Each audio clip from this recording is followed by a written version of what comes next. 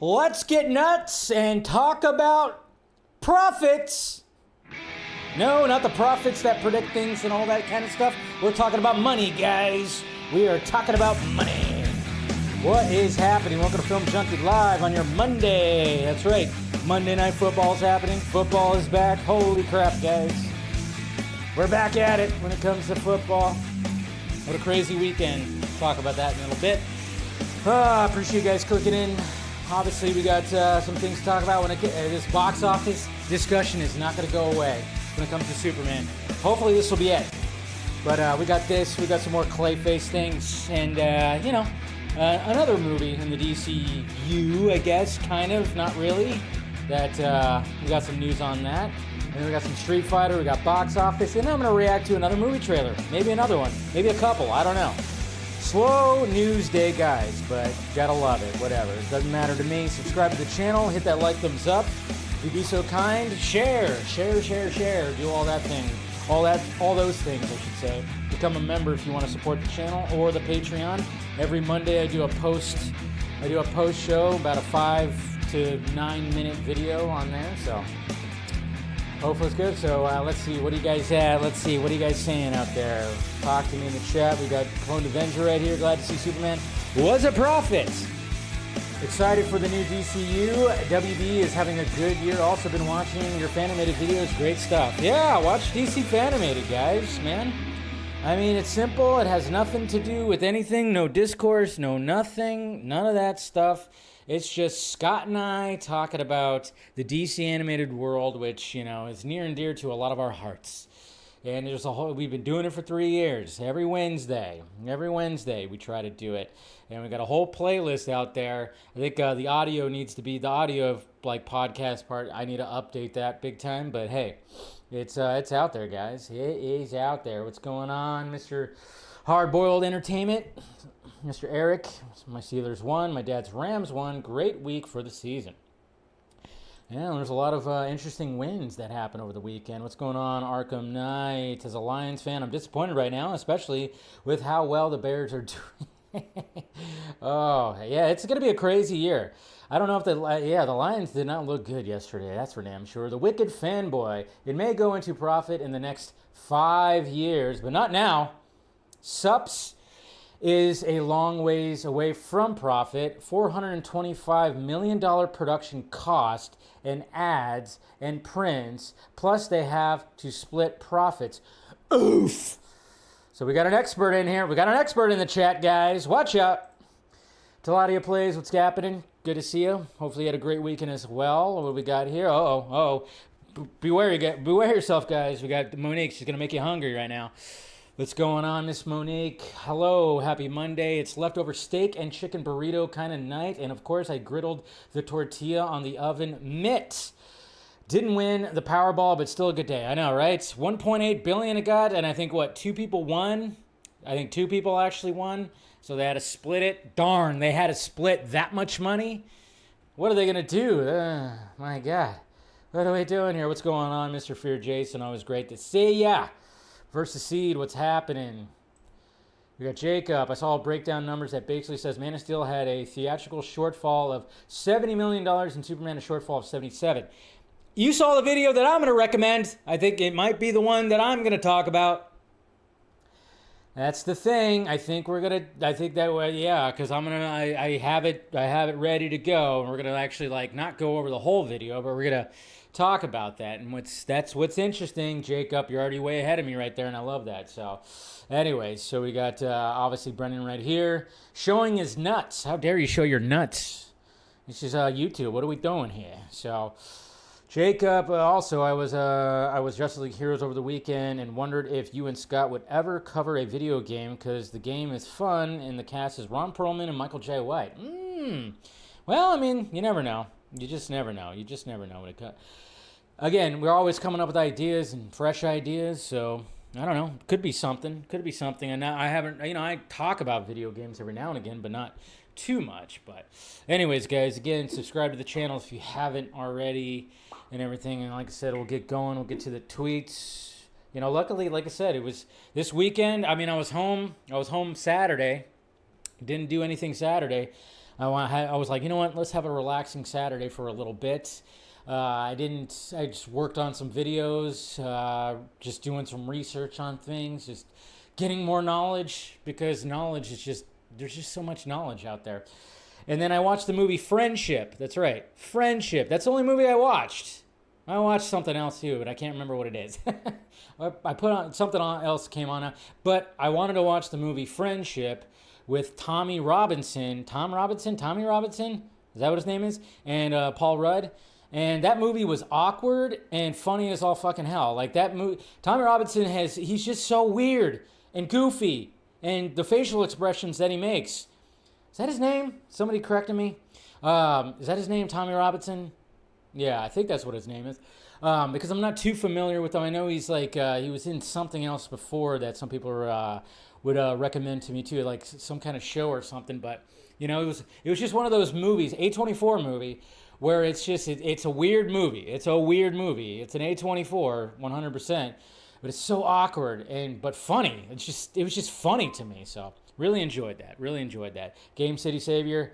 Loved the game. Once I got the Godfall suit for Superman, I never don't. Jeez. Good times. What are we doing here? All right. So yeah, and then naturally, of course, the next day we decided, you know, because I've talked about this before. I don't really have a football team. I mean, I like the San Francisco Giants, so sometime my brother is a San Francisco 49ers fan, diehard. So I do root for them, but I really don't have a team. But the Niners were playing the Seahawks, which that's a division rivalry. And my nephew, his son, is a Seahawks fan. So, and then my mom's also a Seahawks fan. So we all got together and we went to the sports bar to watch that game. So that was fun. So we were basically doing that. And I love that, because then I can not be, you know, looking at my Twitter every freaking 2.5 minutes and refreshing and being like, oh, what are people saying right now? You know, that whole addiction that we all have when it comes to social media. But yeah, it was cool to see that. And then that Sunday night football game, holy shit. Okay, so it's funny because when it comes to fantasy football, okay, I'm going to talk some fantasy football right here, because when you're drafting for fantasy football, and, you know, I've heard this so many times. My brother has said this. So many people say this. They say, don't ever draft a quarterback in the first round. You always want to go for a running back. You want to go for the running back. But I don't do that. Okay, so like the last 4 years, I have drafted Josh Allen. Josh Allen's my boy. He's my QB, okay? Even though I'm so goddamn jealous and I hate him for wedding Miss Haley Steinfeld. Lucky son of a goddamn biatch. Man, good for him, though. Not going to hold that against him. He's an awesome quarterback. So I did it again. I drafted him first round. I was second to draft, and I was like, Josh Allen. I just immediately got him. And the reason why is because of games like that, like last night. Last night, if you guys saw, that was insane what happened with that game. Insane. The Ravens had it. But it was until Derrick Henry fumbled that ball, which Derrick Henry usually doesn't do. He doesn't fumble much. He does not. And he fumbled, and that totally shifted the momentum. And Josh Allen just commanded. Got me 42 points. 42 points on fantasy. I was supposed to lose my fantasy football game. I now am looking to win because of Josh Allen. So I'm just saying, man, Josh Allen is my dude.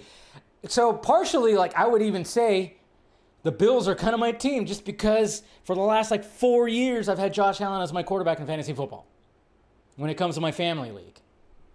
So I'm like, yeah, really awesome game though. It was so dramatic and so just absolutely crazy. But that was a weekend there, guys. Football's back. Of course, we got the Bears. The Bears and the Vikings that are playing right now. I don't have it on. It's not going to distract me. I do have the Vikings defense as my defense. So I'm kind of like, a little worried about that, because it didn't start off. I mean, it's like 7-3. It was like 7-3 the last time I checked. Bears. So Bears. The Bears. All right, let's get started, guys. Let's get into these tweets. Sorry I had to start like 15 minutes later. I just wasn't ready. I wasn't fully ready with everything I wanted to make sure I had, so I bumped it 15 minutes. So sorry about that, but hey, let's start off with this. Cliff Booth. That's right. Good old Cliff Booth.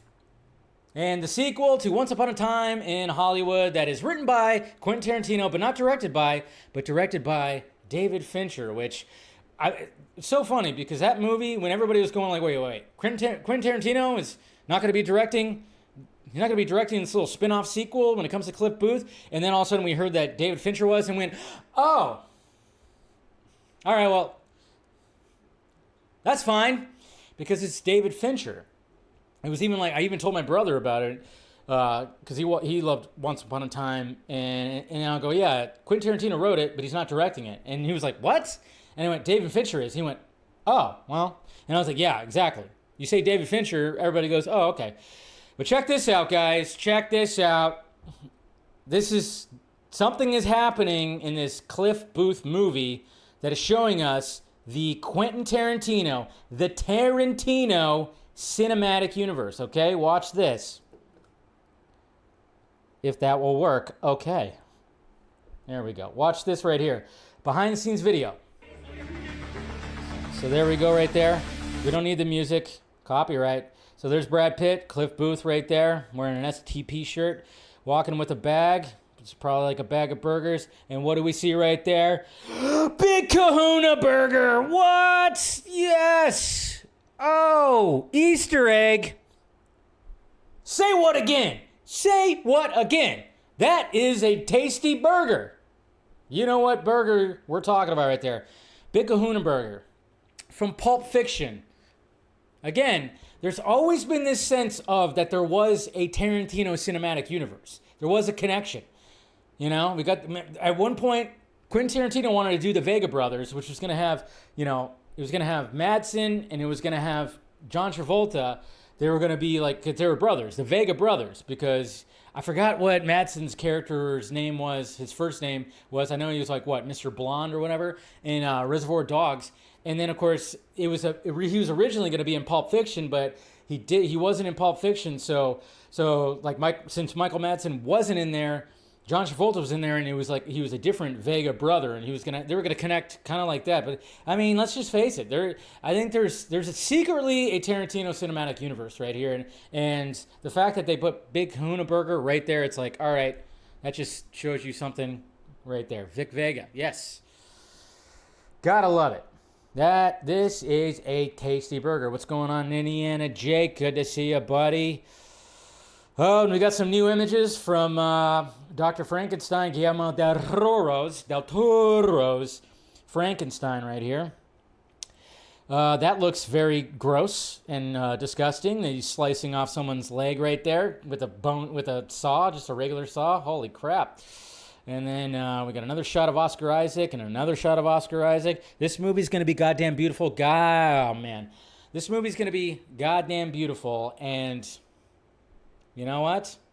I want to see it in movie theaters, all right? Netflix, put it out in movie theaters. You put that K-pop Demon Hunters movie at least in the movie theaters for about a week. Can you put all your movies, like, have a limited release for all your movies so we can see that?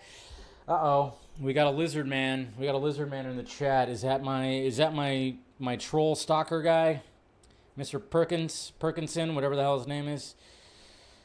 Oh, boy. Gotta love that. And then speaking of holy shiza, did you guys see the monster, the Ed Gein story? I don't know how to say last names, but it's starring Charlie Hunnam as the infamous killer. Did you guys see this trailer? This trailer's insane. I'm not going to watch the whole thing, but obviously he was slicing off people's faces and body parts and all that kind of stuff before Psycho and Texas Chainsaw Massacre and Silence of the Lambs. You had Ed right here. Jesus.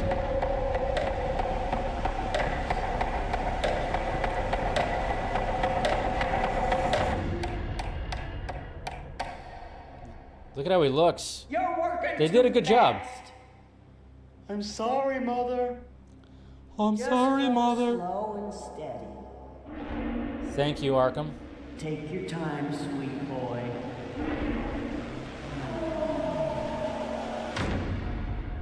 Jeez, that looks pretty good. Yeah, that trailer came out about 4 days ago. So, like, what, last Thursday or whatever? Yeah, so there you go, man. I appreciate it, man. Thank you. Yikes. I know. What else we got here? Okay, keep going, keep going, keep going. Up! There can only be one Highlander, but there cannot be enough cast that gets involved with this movie. I tell you what, this movie, just every time there's a casting announcement, it's like, this movie got better. They keep stacking. They keep stacking the cast. Obviously, we got Amazon that's going to be doing the Highlander reboot. And, of course, it's starring a Mr. Henry Cavill. And we got, like, Russell Crowe. I forgot who the last person that got cast. And, oh, yeah, it was, what's her name? Karen Gillan. She got cast. I mean, it's the cast is getting pretty stacked. And who do we got next? Oh, we got Djimon Hounsou. That's right. Djimon Hounsou, of course, is going to now be in the Highlander remake. Oh, of course. Why not? Because this man is a badass. When it comes to a movie like this, you need Djimon Hounsou, okay? You need him. You need him. That voice, that face that he makes, and just the badass that he is. He's one of those character actors, when you see him, you go, jeez, don't fuck with that guy. Do not fuck with that guy. He's just that kind of, he's got that kind of presence of don't fuck with me kind of thing, you know?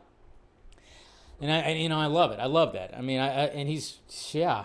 He's just, he just shows up in random things. He was in Rebel Moon, and he was great in Rebel Moon. Man, I tell you. Oh, this is awesome right here. We got good old Brandon Davis right here. Not from comicbook.com. He doesn't work there anymore. No, he's doing his own thing. He's doing his own thing. He's branched off doing his own thing, getting good interviews. What I like about Brandon Davis is he's always in. I've had Brandon Davis on the Vodka stream a couple of times and talked to him, and I've picked his brain a little bit too, you know, because I like his approach when it comes to doing these interviews, because he always wants to do something unique. He always wants to do something unique when it comes to his interviews. And I love the fact that when he interviews actors that are part of a CBM, and he'll do like he'll do like the photos, he'll post the images of them like looking at the comic book that they're starring in, and they're like, oh, and they're making faces.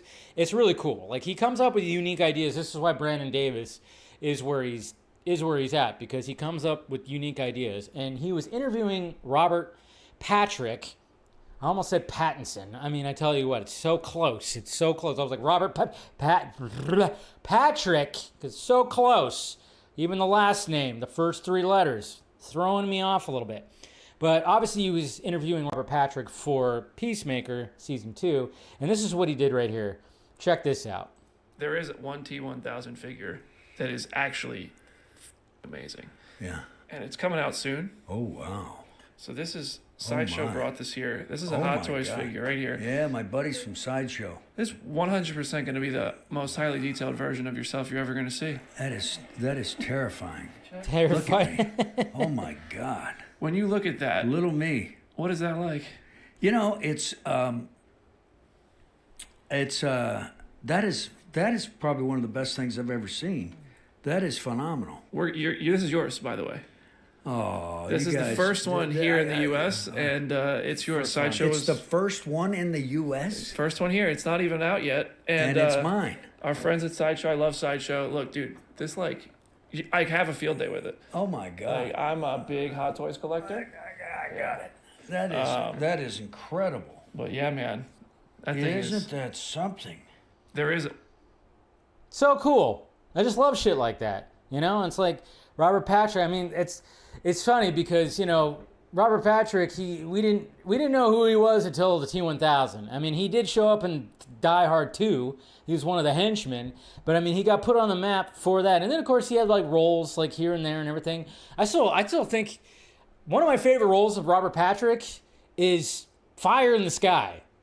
If you haven't watched Fire in the Sky, which is about the Travis Walton alien abduction movie, that's very freaky. It's a very well done movie that scared the living shit out of me as a kid. But he is like the lead in that movie because he plays his best friend. Robert Patrick does such a great job. That is my favorite. As much as I love him in the T-1000, he just does so good in Fire in the Sky. Such a great performance in Fire in the Sky. Such a great performance. And, he's done things here and there. But, yeah, I mean, obviously he'll always be known mainly for the T-1000. But I love that Brandon Davis did that. That first statue in the U.S., and he gave it to him. Hot Toys. So freaking cool, man.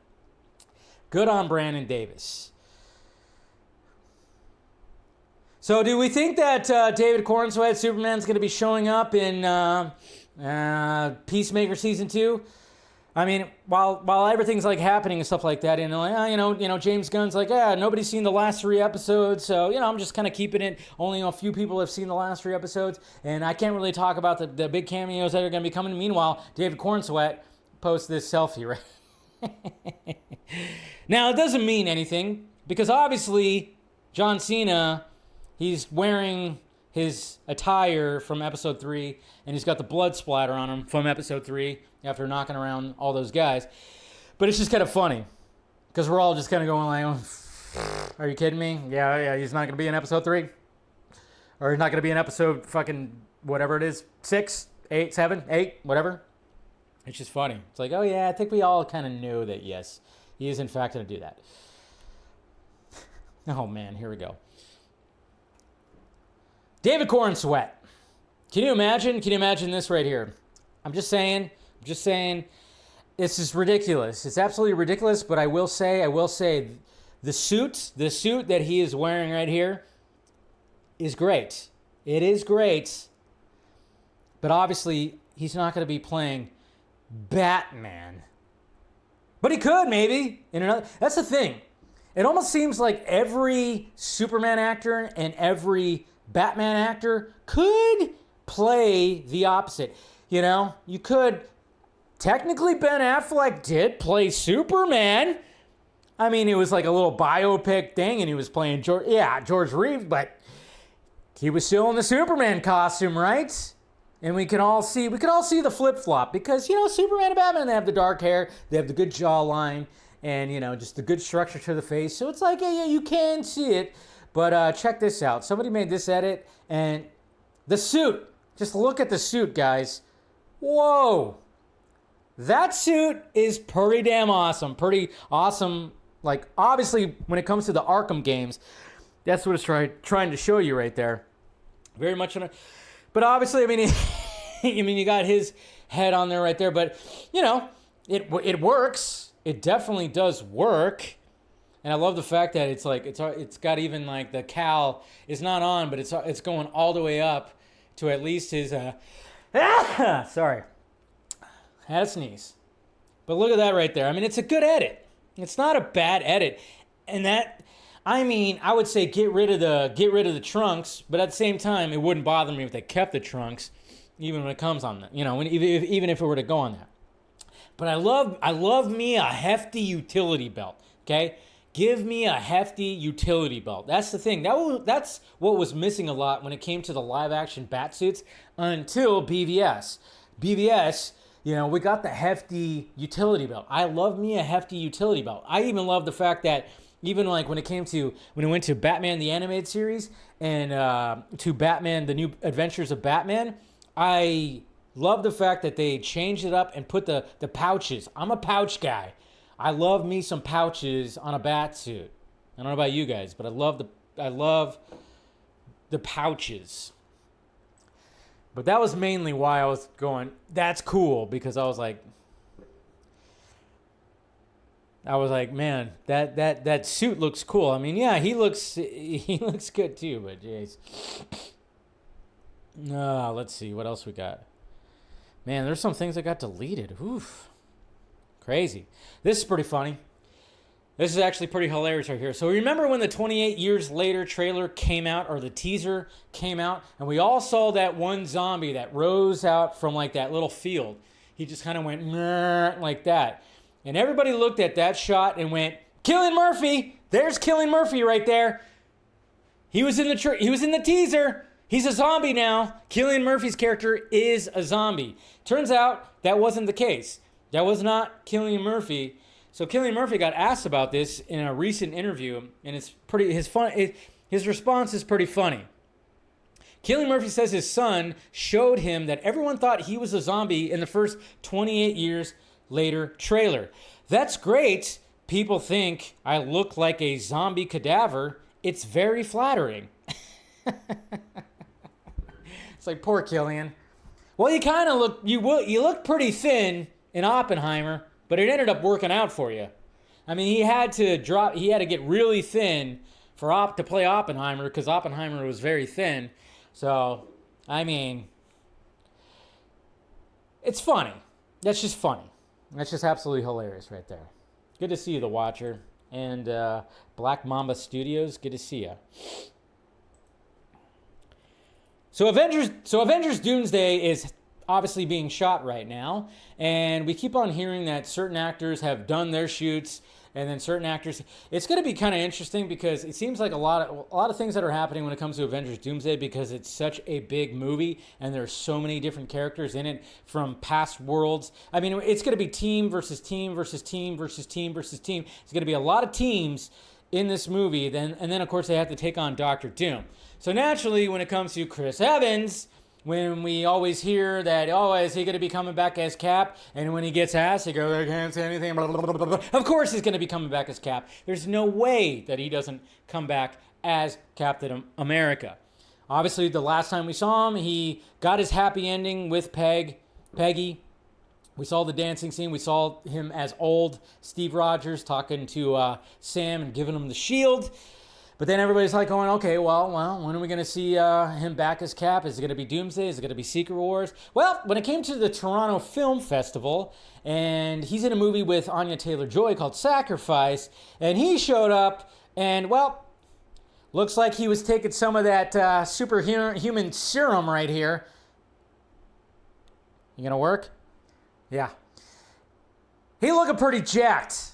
Looking pretty Cap right there. It's almost like he was going, yep, I'm going to wear a tight shirt and let everybody know that I have been in the gym, and probably for the reason that you can guess that, yes, I am returning as Captain America in Avengers Doomsday. I mean, he's always been in good shape. I saw him in Honey Don't, and he was still in good shape, but not in this kind of shape. I mean, you could big time tell on the way his fucking pecs and his goddamn triceps look like. Yeah, and he's clean shaven too. The hair's looking like that. Yeah, he's definitely back as Cap. No way. There's no way that he's not back as Cap. And then, of course, there's rumors that they were shooting scenes at the house that him and Peggy ended up living in. There was like rumors. I don't know if that was actually true, but there was like, I remember seeing stuff on the feed saying that, and I'm like, oh yeah. That's just it right there. I mean, the dude, you could tell he's been in the gym for probably the last 2 or 3 months, getting back in Captain America shape. There's no way. Clean shaven. He's always rocking a beard. He's not rocking the beard this time. He's got a little scruff, probably because he took a break and he's like, I ain't shaving. So he's got a little scruff. No big deal. Yeah, he's back. Guess who's back? Back. His chest was kind of deflated. Yeah, exactly, Jacob. You know, I noticed that too, because you see Chris Evans. If you watch Honey Don't, you see Chris Evans. Well, I mean, he's naked because he does a lot of. But there is a shot of him like in a jock strap, where he's in a jock strap, and it's like he still looks like he's in shape, but he's just not in Captain America. He's not in that kind of shape.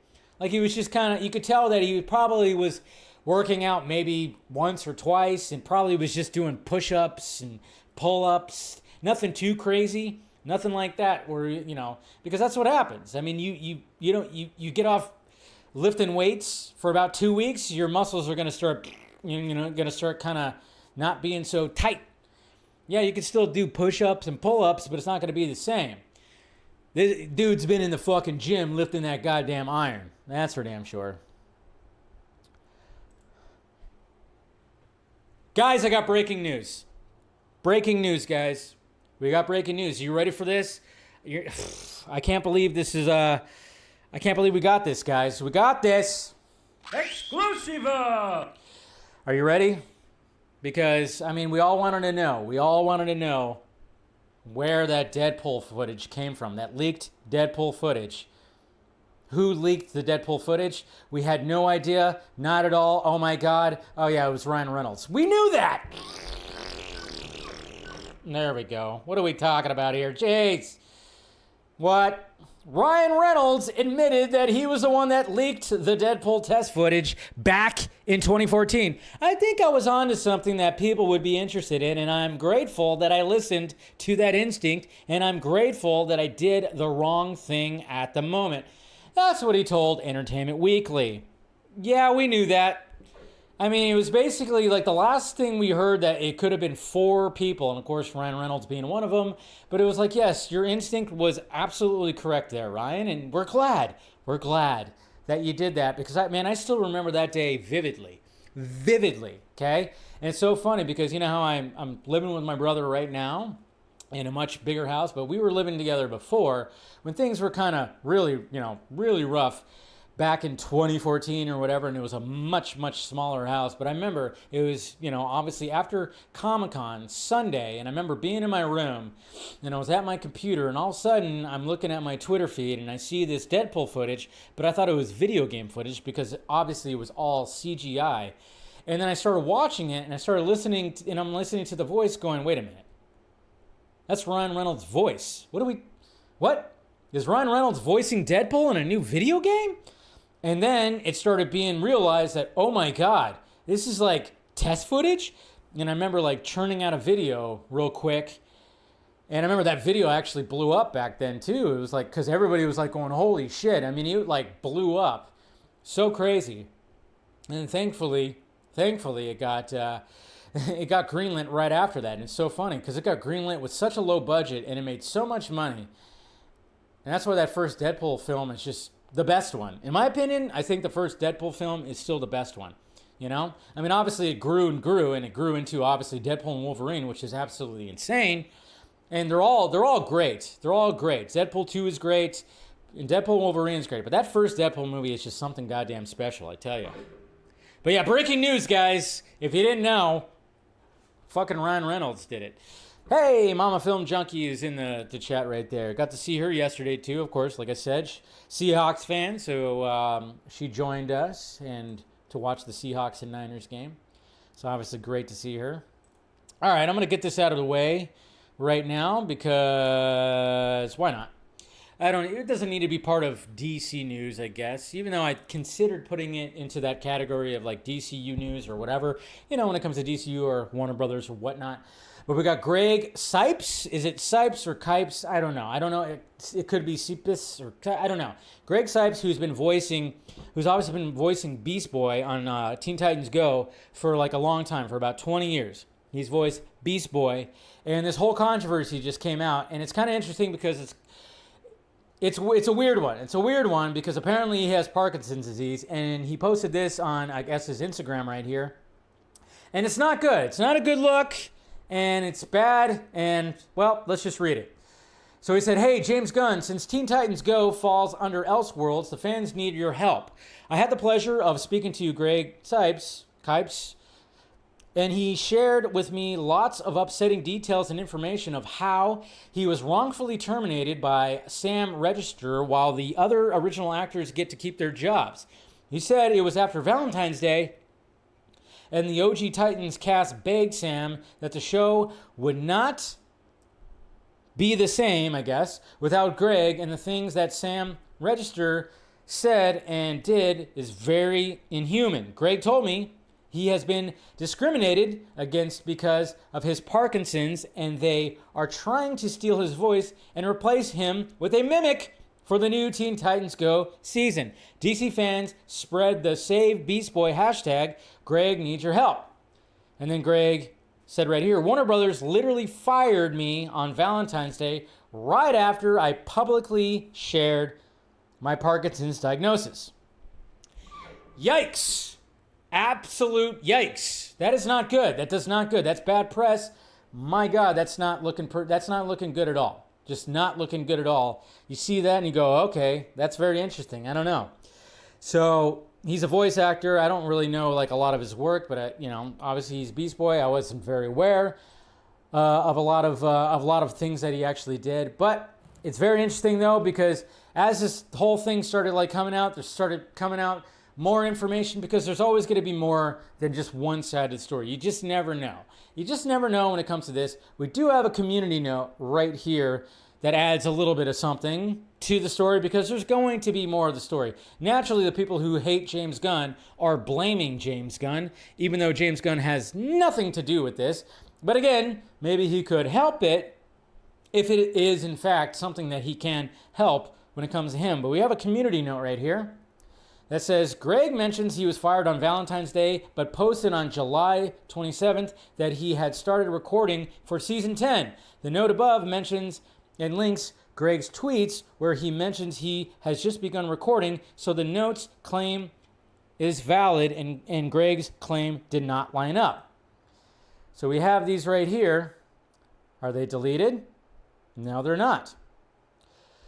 So right here he says, even though I'm battling and winning Parkinson's, I got it. We just started recording season 10 of Teen Titans Go, and I think you're gonna like it a lot. Beastboy was born with the first animated series audition, and yeah, this was on July 27th of this year. So that's a little strange. So he was fired on Valentine's Day, but yet he posted this on July 27th that, okay, yeah, we're good. We're good to go. So already something is not really adding up. Interesting. So we got that. And then to get even further along, there's going to be more to this story, because obviously, you know, it sucks that this guy's battling this illness. It's a bad illness. Parkinson's, never good. Never good. But then people started going, well, if you look at prior stuff, he wasn't fired about certain things and blah, blah, blah, blah, blah. And then he's even posted stuff like this. I absolutely say vaccines are poisonous. They contain poisonous chemicals and potential side effects. Many. So, and then people started going, oh, he's an anti-vaxxer and all this stuff, and kind of digging in all this stuff. There's going to be more to this story. I don't know how much there's going to be more. I don't know if it's even going to get traction now that some of this information is, again, you always have to look into like, okay, is this legit? Is it not? I don't know. That's the thing. But you have to, like, you start looking into that. And then when it comes to this whole thing, I mean, obviously you're saying vaccines are poisonous. It's always like an interesting thing. The vaccine conversation, the discourse can get, because you either are like, you're either put in one box, which is you're for or you're against, or you're anti or you're pro. And it's so weird because there is a gray area when it comes to that. I mean, obviously when we went through the whole COVID thing and that, even the vaccines for that, and when they're forcing people to take that vaccine, and some people are like, you better do it or you're gonna be killing people, you're gonna be killing grandma, you're gonna be doing all this and doing all that. Which I always go like, well, if you have the vaccine, isn't that supposed to protect you? I mean, I thought that's what a vaccine does. But, you know, of course, there's the people, I don't know. There's always like a thing with that. I don't know. Like, I'm always going, yeah, take the vaccine. If you want to take the vaccine, by all means, you know, take vaccines. Obviously, we take vaccines when we're kids. You know, there's certain ones that we definitely need. But my whole thing is like, you know, when it comes to all that, there's always like that argument because everybody just wants the magic pill or the magic shot when it comes to everything. That's why like Ozempic became a whole thing because nobody wants to put in the work to lose weight. So let me just get a shot and it just starts coming off, or let's take the magic pill. Everything's going to be like doing that instead of actually putting in the work to try to like, you know, be better or whatever the fuck, which is always the better solution. But of course, like I said, you know, when it comes to this stuff, everybody's health is different, obviously. You know, and that's one of the things is like it's not one for all. It's like one for most. There's always going to be people that have side effects. But at the same time, vaccines have done great things for our health. Like everything is like, there's things that are, when it comes to certain vaccines, yeah, take them. Especially if you're, you know, especially when it came to the COVID one, I always was like, hey, if you're up in age, take the fucking thing, you know? Because that's what the thing, like the virus is, like when it came to older people, it's like, yeah. So older people should definitely take it. But if you're like a healthy person like me, I was like, I don't really think I need it, you know, or something. I was like, I don't know. You know, can we also promote like, you know, vitamins and eating healthy? Can we do that too? We could do both. Like get the shot, but we can also talk about, you know, eating good things and taking vitamins. But when he was saying like that, and like I'm saying, like this is back in 2018, I'm kind of wondering if people are going to dig up any kind of tweets or kind of posts that he posted during the COVID time. I don't know if there's going to be something with that, but I think there's going to be more to this story. Greg Cipes is a nature hippie. See, that's the thing. And that's the thing. So he's like a hippie type, so he doesn't want to take the big pharma stuff. So that does make sense. So I'm just saying, like, there's so much, again, it's just one of those things where you have an allegation, and then all of a sudden people start digging and start breaking down that allegation. And that's why we can't just react to the initial allegation, because you just never know. I think the community note that revealed that he tweeted in July that he was like, oh yeah, we're starting Teen Titans. But I'm like going, okay, but did the studio tell him to do that? I don't know. There's so many things when it comes to this. There's too many things. He posted 2 days ago he was taking coffee enemas up his ass, which is dangerous. Yeah, I would never want to take a coffee enema. Why do people take coffee enemas? Just drink it. I mean, eventually it's just gonna, you can fire that thing up your pooper. I mean, come on, what are we doing? That's so weird. It's so weird. So, like I said, there's gonna be more to this story. And again, sometimes this shit happens where people just make allegations and they start digging in and going, you don't have a case. And, but the fact of the matter is even I reacted. I was like, yikes. When I saw it, I was like, holy crap. But then all of a sudden I started kind of looking into it. And then I started seeing stuff like this and went, there's going to be more of this story. Something tells me that Greg here is not exactly the poster child of voice actors. So, yeah, be wary about this stuff. Hey, you guys know who Steve Homme? Oh, no, is it Steve Homme? Is that what his last name is? Steve Howie. I said Homme. I was thinking Josh Homme from Queens of the Stone Age. Steve Howie. Before they cast Shazam, I thought Steve Howie would have been a great Shazam. He just has that, and he's big, jacked. I thought he would have been a perfect Shazam. And in retrospect, maybe he would have been a bit better Shazam than, what's his name? But, it didn't happen. But, hey, something could happen now. But it was just kind of funny because he posted this image, and I thought it was funny because I just wanted to make a joke because I just saw it. I just went like, Jesus Christ, Jeremy Allen White, man, he got ripped for playing Bruce Springsteen because that's what he's playing next. But these guys were both in Shameless. And Jeremy Allen White, he's always been jacked. And apparently, yeah, you got a good picture of him right there. And I'm like, Jesus Christ, yep. Fucking super ripped right there. But I don't know. I made the joke. But I'm just kind of going like, I know people were like, hey, let's fan cast him as a superhero.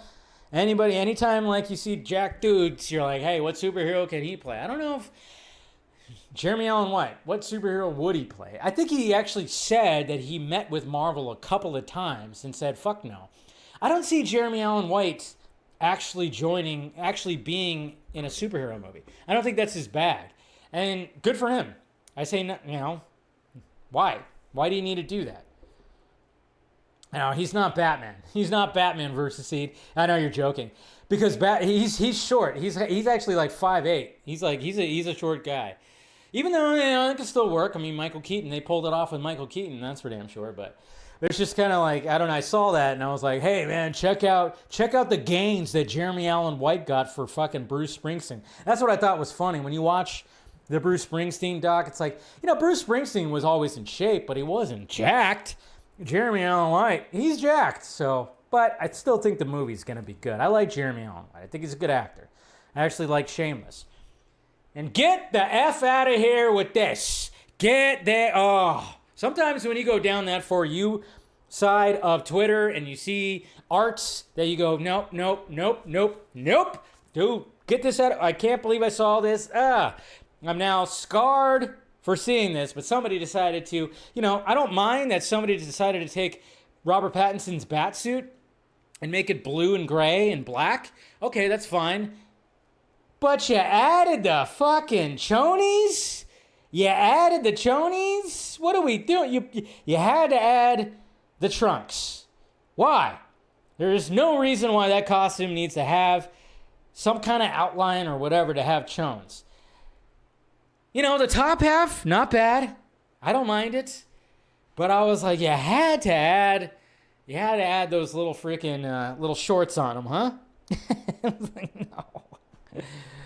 no. Like I said, the dark blue doesn't, it's not bad, and not bad at all. But I'm going, no, you didn't need to add those.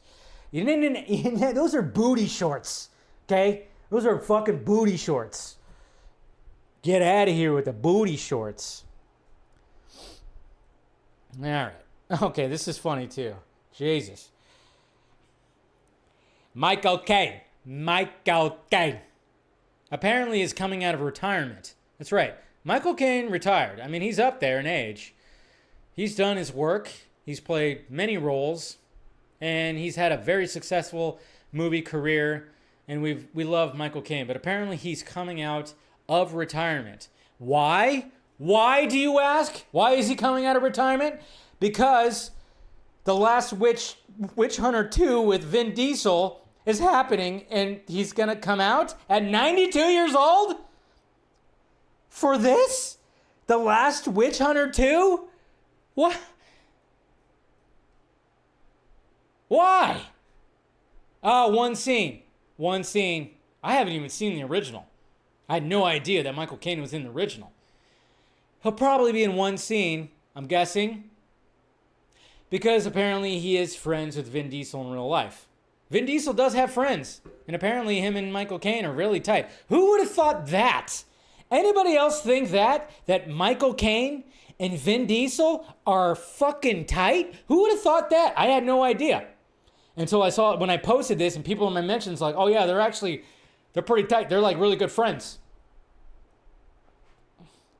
I would have never pinned those two together in a million years as being freaking tight. But here we are. Again, I didn't see the original movie because it looked like ass. And apparently it's going to get a sequel now because I think Vin Diesel's like, hey, I'm wrapping up I'm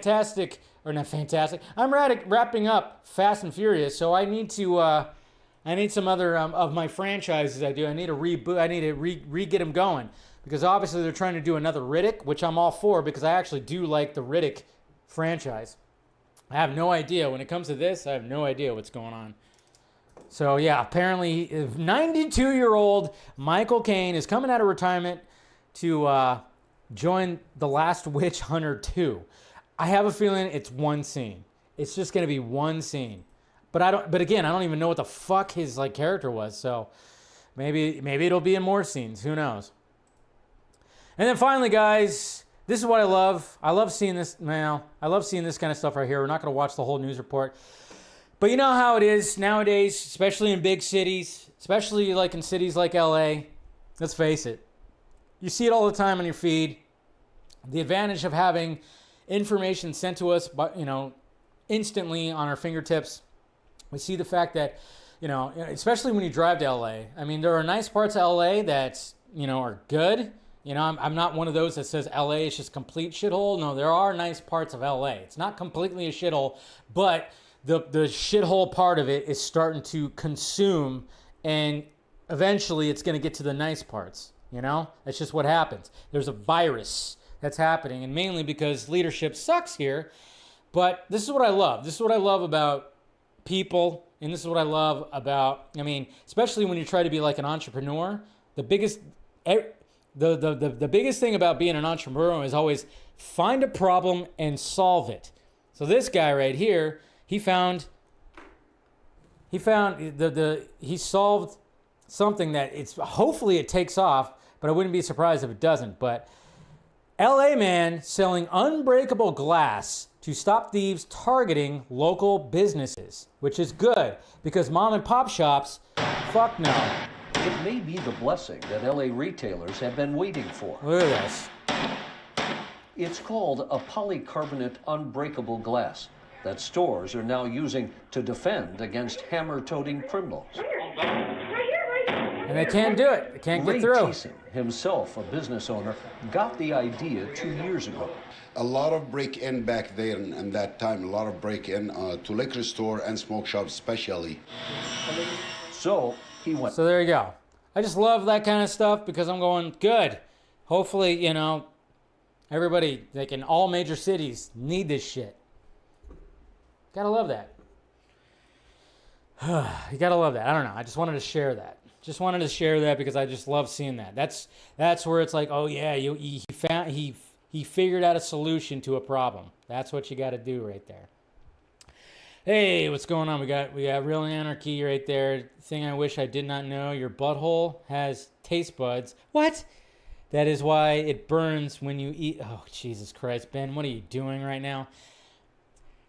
Well, they do say like, I mean, they fucking Ben. What are you doing right now? Jesus Christ.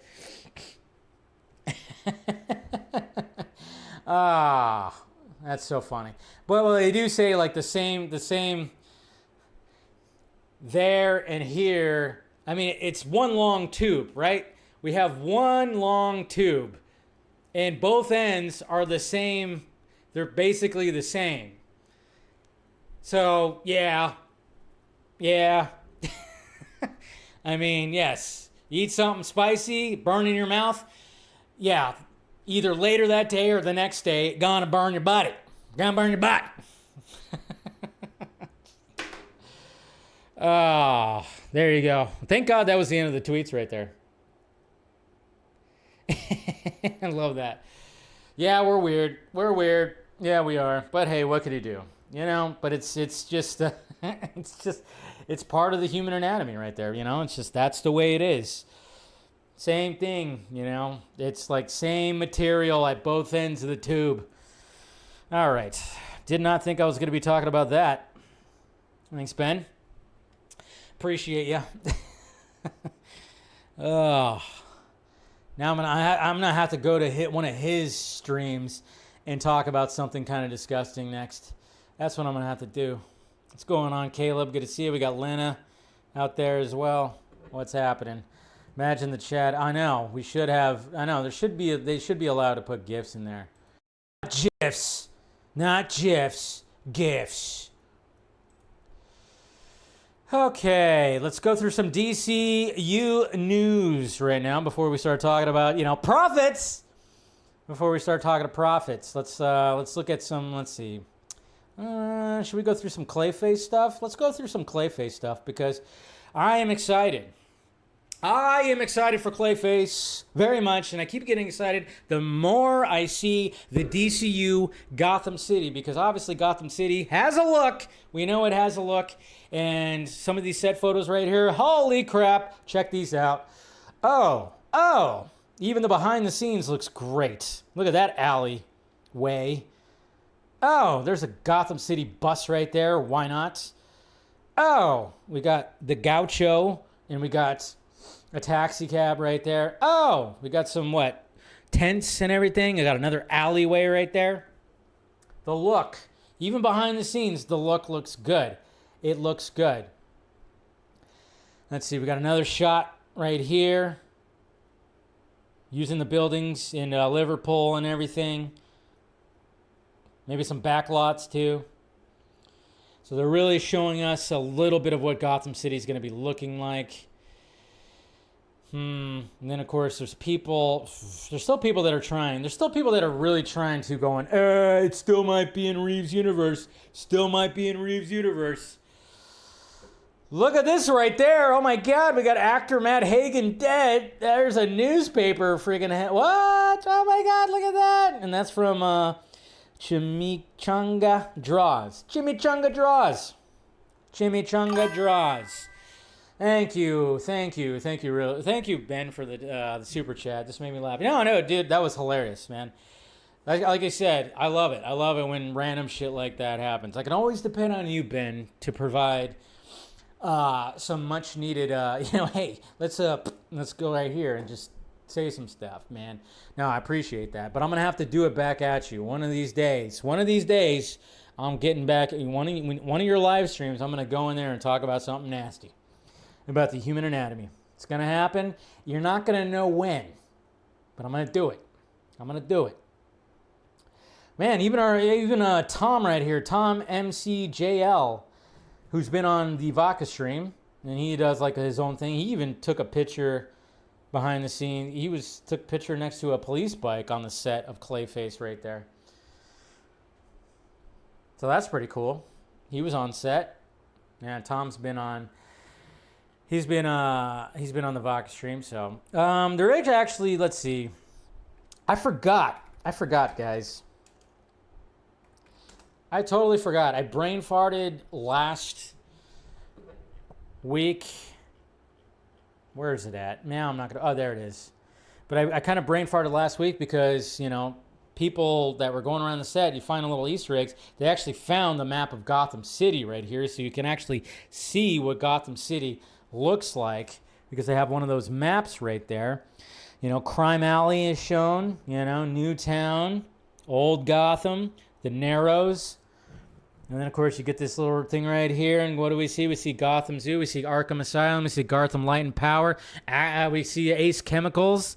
Beacon Tower, Wayne Industries. We even see Wayne Manor. They even, like, marked off Wayne Manor, which is right there. Wayne Manor. Also right there. We're going to have Wayne Manor in there. Because if you realize the last two live-action cinematic Bruce Waynes, Zack Snyder, Ben Affleck, Wayne Manor burnt down, so he was at the lake house. Robert Pattinson, Matt Reeves, Bruce Wayne was in Wayne Tower, in the middle of the city. So DCU, we're going to have a proper Wayne Manor, which, yeah, do that. There's nothing wrong with the other ones. They did something different. But now let's bring it back to having a traditional Wayne Manor. So, pretty cool. And then, of course, we have, you know, a bunch of these right here. We got Big Belly Burger, Zesty Cola. We saw that on the Superman set, too. Sionis! Hey, Black Mask. Black Mask. That's connected to Black Mask. We got Chestnut Avenue. So yeah, we're still getting some set images, just little Easter egg things. There was even if I could find it, probably can't. Let's see. I think it was actually right here. Where is it at? I think DC Films actually put it. Yep, right here. Oh, stupid Twitter. Black Canary. Don't know what it is, but Black Canary was mentioned. It was on a sign, and it said Gotham City. So we have Black Canary. We have a Black Canary Easter egg that is on the Clayface set as well. I mean, when it comes to Batman, there's so many Easter eggs you could put on sets. And this is what's, again, when people, who asked for a Clayface movie? Okay, nobody really did, but I'm glad it exists because it's something different. If we're going to get a small horror movie, body horror movie, and we're going to get introduced to a Gotham City with this small horror movie, and we might get an appearance from Batman, a cameo or something, I'm all for it. And that's going to be a different way to introduce Batman. Fine. I don't care. It does not matter to me, man. I'm all for it, man. I am all for it. You hope that Journey returns? I wonder if he would bring back Journey. I don't know. She was, you know, she was pretty great. I'm not going to lie. I didn't mind her as her. I mean, she's very nice to look at, I must say. Dynamic duo. Now we got the dynamic duo. Remember this? We got that dynamic duo. That Dumo. That Dick Grayson, Jason Todd dynamic duo animated series. That's going to be like not exactly your conventional animation, kind of maybe mixed in with some stop motion or some computer generated looking claymation kind of animation when it comes to it. It's not going to be attached to the DCU. It's basically going to be like its own standalone story, produced by Matt Reeves and James Gunn. And it's just going to be something just kind of its own thing, an Elseworlds thing, essentially. But they got 2 new writers to rewrite the script. Oh no, they're rewriting the script. Uh-oh, it's bad. Cancel it. Cancel DC Studios. Scott Newsted, I don't know how to pronounce that name. Michael H. Weber are rewriting DC Studios' dynamic duo, and then, of course, all of that. So we got some rewrites that are going to be happening with that. That's not coming out to 2028 because that animation is going to take a while. And Jesus Christ. So they're rewriting it. Just doing some rewrites. Probably not even that much. There's probably not even going to be that much. You know, anytime you hear rewrites, sometimes you don't even, sometimes it doesn't end up even being legit. So I don't even know if it's going to be full on legit. I don't know. Who knows? And then, of course, we had the Emmys that happened over this past weekend. And guess what won prosthetic what won for outstanding prosthetic makeup? Of course, naturally, the Penguin, right there, because of what they did to that beautiful face that is Colin Farrell and turned him into the grotesque Mr. Oz. Man, Mr. Cobb. So yeah, that won, which is great. Love to see that. And then, of course, Penguin also won Best Contemporary Hairstyling because the hair looked good. The hair looked good. But yeah, overall, it did win for original score, makeup, contemporary makeup, sound mixing, editing, costumes, special effects. So the Penguin, of course, victorious on Emmy wins, which is great. You love to see that. You just love to see that. Okay. Now on to the box office. Here we go, guys. Holy Lord. Who saw this coming? Who saw this coming? You know? Sunday evening, all of a sudden, this shows up and I'm going, holy crap. Here we go, guys. Here we go. You know, because naturally, you know, you got Variety right here that posted this yesterday, last night, evening. And Variety, people need to know this. People need to realize this. In 2025, people need to realize when it comes to shit like this, it's not fully the studios. It's the trades. The trades are trying to survive. And what do they survive on? Rage bait, clickbait. They survive on the clicks. Okay? They want the clicks, and they have to come up with crafty ways for things to be engaged and things to get spread around social media. And sometimes they find out little crafty ways to be like, how do we get this article right here to just go buck wild, okay? How about we fit into this little article right here that Superman is going to be profitable, as in $125 million in profits. That's right. There was nothing, absolutely nothing in this headline that even indicates Superman. But they knew if they fit it in there that nerds and DC Twitter accounts and everything were going to spread it like wildfire, and then there's going to be opposite nerds that were going to get very upset with it and talk about it and keep talking about it and keep engaging with it and everything. Now, I'm not saying that the studios are not grateful for this, because obviously the studios do benefit from this because the conversation keeps going. That's right. Especially from the chuckleheads that said nobody was going to be talking about Superman 2 weeks after it came out because of Fantastic Four, but yet they are talking about it more than everybody else. Try to figure out that logic, please. But here is the headline to this article. After Conjuring Last Rites, Warner Brothers makes box office history with 7 consecutive movies opening above 40 million. That's it.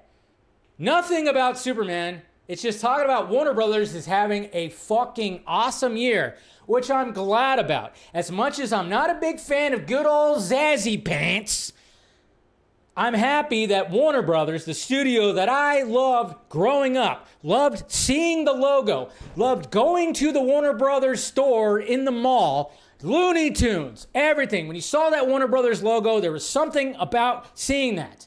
When you watch the Batman movie and the fucking Warner Brothers logo, that shield turned into the Bat logo, fucking awesome. Batman forever. God damn it.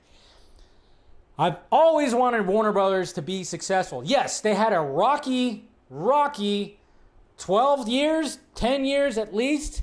But now things are going in the right direction. And I'm not one of those that wants the goddamn studio to just totally fall into a hole in the ground. I'm not one of those.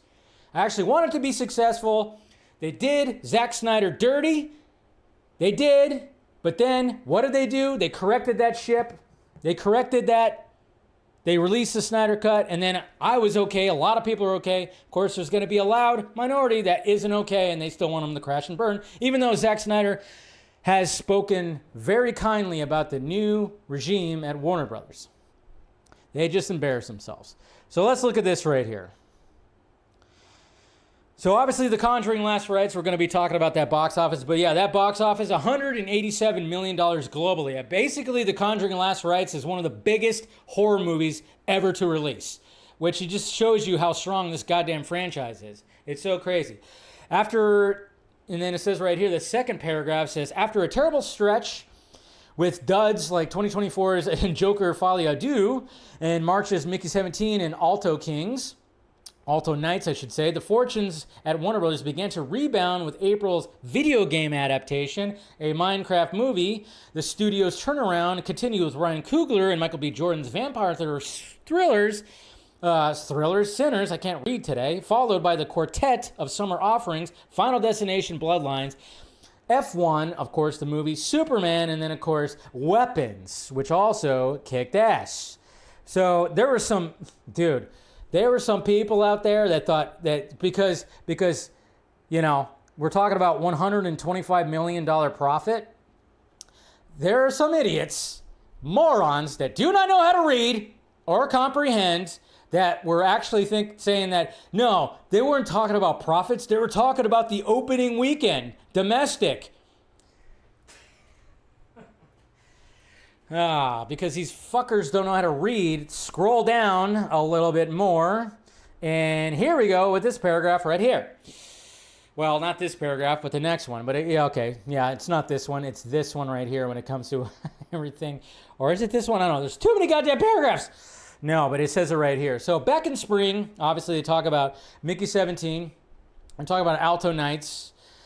And it set the studio back $110 million in losses. But the remaining lineup has delivered some inevitable profit margins. Case in point, Sinners is expected to generate around $60 million in theatrical profits. Superman, around $125 million.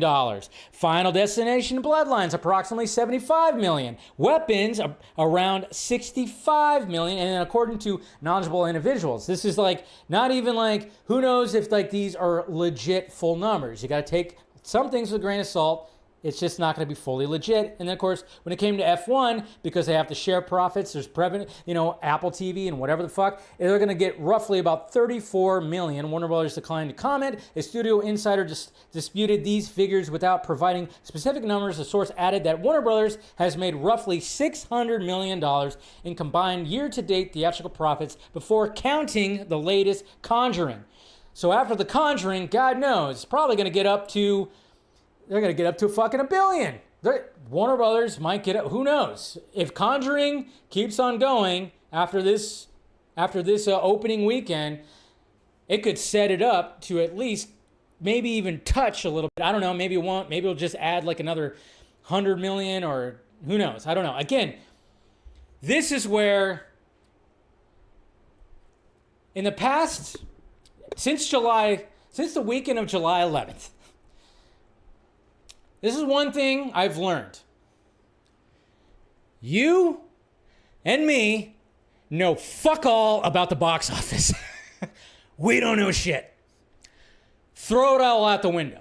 I've always went with the whole, you take the production budget, you times it by 2.5 and 3, and that's where the movie needs to go. That's usually the way it was. But things have changed dramatically, especially after COVID, streaming, all the stuff. I don't know how many times we have to say that. And now I just don't even know.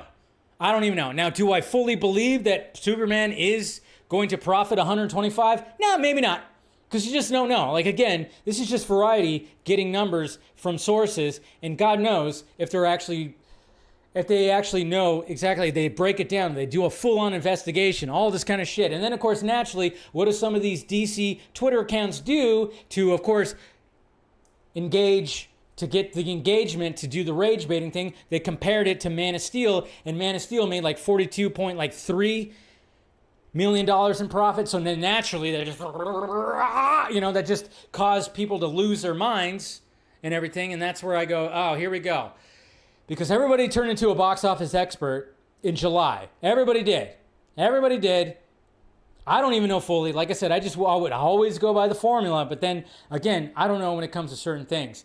And that's why I implore, and I've even recommended this a couple of times when underneath my posting about all this, I implored people to watch this certain video that I'm actually going to show you guys. We're not going to go through the whole thing, but I am going to show it. But then it was kind of funny too, because one of the biggest things, because what did we keep seeing when people that were pushing back on this? Who the fuck cares about the domestic box office? Who the fuck cares about the domestic box office? And it was like, wait, who the fuck cares about the domestic box office? Every movie depends on the domestic box office. What the fuck are you talking about?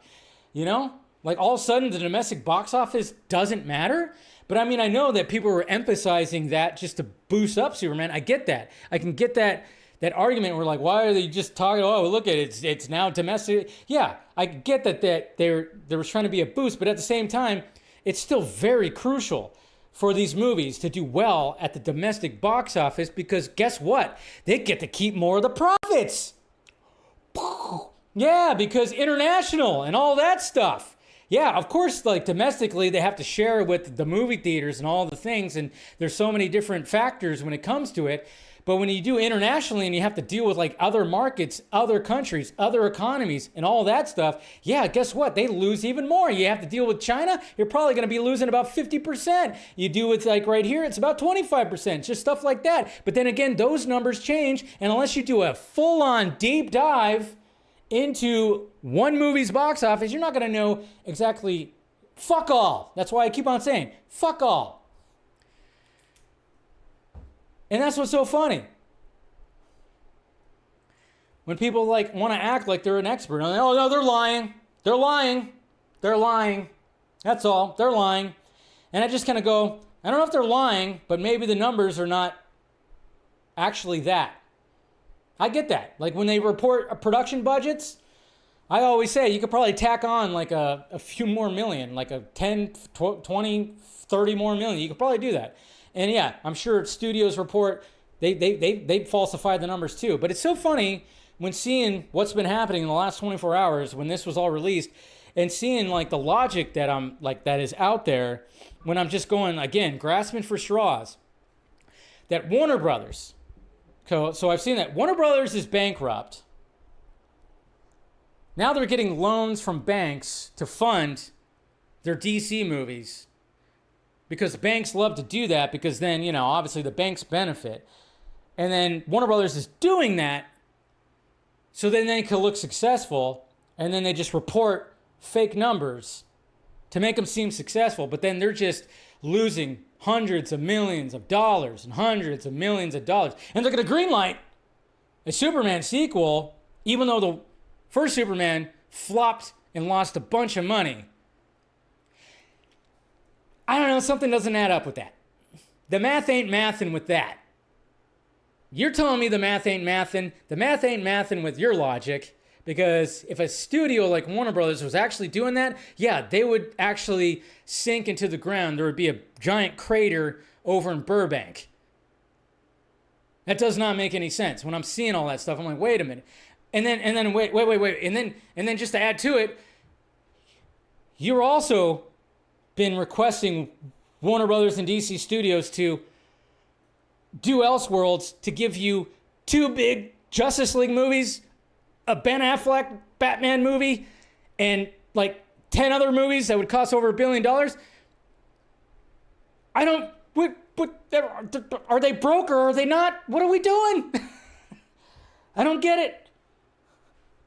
I'm trying to figure this out. I'm trying to figure out the logic. There's no logic. There's just really no logic to like some of that. And that's what I was like because when I posted about this, man, you should see the madness underneath. And a lot of it was like, whoa. Oh, it's a flop. It's a flop. And I still can't grasp like what, a $600 million plus movie that costs $200 to $225 million to make is a flop. And that's where this video comes in. Right here. This video, okay, this is from Dan Morell, okay? I'm not a box office expert. You're not a box office expert. This guy is closest to a box office expert that you're going to get. If you really want to break down everything when it comes to basically everything, he saw the discourse online and decided to dive into the comparison to Superman and Man of Steel. And I'm not going to play the whole thing, and I'll even drop the link in the chat. And we'll see the intro right here. And then we'll kind of skip through to some of the big points here. Very non-controversial. The box office performance of Man of Steel versus Superman. For weeks now, some fans of Zack Snyder's Man of Steel and some fans of James Gunn's Superman have been debating online about which movie is really more successful, with many of Snyder's supporters saying that Superman is a massive failure, especially when inflation is taken into account, and many of Gunn's supporters pointing to Superman's higher domestic gross. Box office is one of the main focuses of this channel, so I decided to take a deep dive into the box office of both Superman and Man of Steel, taking as many factors as I could into account to determine where the truth lies. And to be clear, I am not advocating for one movie or the other. Unbiased. This is just an attempt to inject a little research into what is largely an ideological debate, which it is. Always works on the internet, right? Also, I want to be very clear, we are not talking about quality, we are not talking about expectations, we are talking about theatrical profitability. How much money did each movie make or lose when you look at what came in from the box office? Ticket sales only. I will address other streams of revenue at the end of this video once I've run down where I landed for both of these movies. Unbiased approach. Not even talking about which one he liked better or anything like that. He is diving into the numbers, to the facts, okay? This is not tribalism. This is not some fan out there beating the shit out of his sticky keyboard, whether it's like saying that Superman was like the best thing ever or Superman was the worst thing ever. And that's what's so great. And like I said, highly implore, because he brings up stuff like this. Well, if you watch charts with Dan, this graphic should be familiar. Because what he did was, he does mention, I've talked about this before, that when you're going to do the inflation thing, first off, kudos to him for actually talking about the fact that, hey, if you're going to inflate the box office returns, you better inflate the production budget. So if you're going to adjust that, you got to adjust Man of Steel's production budget, which I always made a case for, because none of those guys did that. It was always inflating the box because they thought they were going to have to use that, but then thankfully they didn't have to use that. So now, but I'm like going, well, you have to inflate the budget. But anyways, I'm glad that he mentioned that in this video. I was like, thank God. Here to you. On the left is how much Man of Steel made in China, which returns an estimated 20% of total box office revenue to the studio. Internationally, which returns an estimated 40% of box office revenue to the studio.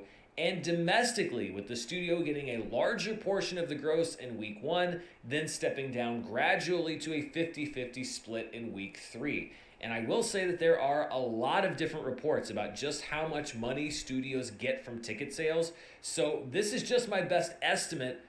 Estimate! It's also an estimate, because you can never pin it down to the fucking penny. You can't. It's impossible. Based on the information that I could find. Before adjusting anything for inflation, Man of Steel made $670 million worldwide, and my estimates show that $304 million of that was net box office gross that was returned to the studio. It's a little bit less than 50% of the overall gross because Man of Steel earned more internationally, where returns are lower than it... What did he say? What did he say right there? Internationally? It made more internationally, so returns are lower? Wait a minute. I had somebody on my mentions today say that doesn't matter. Like, what? Wait, so domestic returns are higher? That doesn't make sense. Did domestically. When you subtract Man of Steel's $375 million in costs from its net box office gross, I estimate that based solely on worldwide ticket sales, not including any other forms of revenue like licensed tie-ins and DVD sales, Man of Steel fell about $70 million short of breaking even. We'll talk about those other income streams later. Let's compare that to Superman. And here we go with Superman. Right now, I estimate that Superman is about $77 million short of breaking even theatrically before ancillary revenue kicks in, netting $297.1 million from its $605 million worldwide gross. It's a little closer to 50-50 than Man of Steel because Superman was stronger domestically. Domestically. More ticket sales come back to the studio. Higher in this profits. model. So before we adjust for inflation, just based on raw box office numbers, Superman and Man of Steel performed about the same. What? What, you talking about just a $7 million difference? What the fuck? Get the hell out of here. That's not what I'm seeing on the Twitter streets. Theatrically, they both fell between $70 and $80 million short of breaking even in the theatrical window. Though, to be fair, we haven't adjusted for inflation yet. But when we're talking about worldwide, global box office numbers, adjusting for inflation can be a little tricky. In order to do it accurately, I would need to go back and figure out how much money Man of Steel made back in 2013 in each country in their local currency, then adjust that total for their local rate of inflation, then take that amount and convert it to $2025 using current exchange rates. What the fuck? Other economies aren't the same as ours? Get the fuck out of here. This guy's insane. It would be an arduous, multi-step process that only someone with an unhealthy box office obsession would undertake. So I did it. See? And he does do it. We're not going to go over it all. But yeah, he does do it. Not for every single country, because some of that data is practically impossible to find, but I was able to find it for the countries where Man of Steel earned the most money internationally. This is a look at Man of Steel's profitability with domestic grosses and expenses adjusted for US inflation, as well as grosses in top markets adjusted for local inflation. The remainder of the international gross that I wasn't able to convert locally just had its total US dollar amount adjusted. It's not perfect, but this is just a general idea. Because not all countries have seen inflation rates as high as the US, exactly, the increase in costs actually drove down Man of Steel's worldwide profitability. Using this metric, I estimate that Man of Steel fell about $115 million short of breaking even theatrically. But because I wanted to give the movie a fair shake, I also used the much simpler method of taking Man of Steel's international gross in dollars and just adjusting that for inflation. And using that metric, Man of Steel falls short of theatrical profitability by $89.2 million.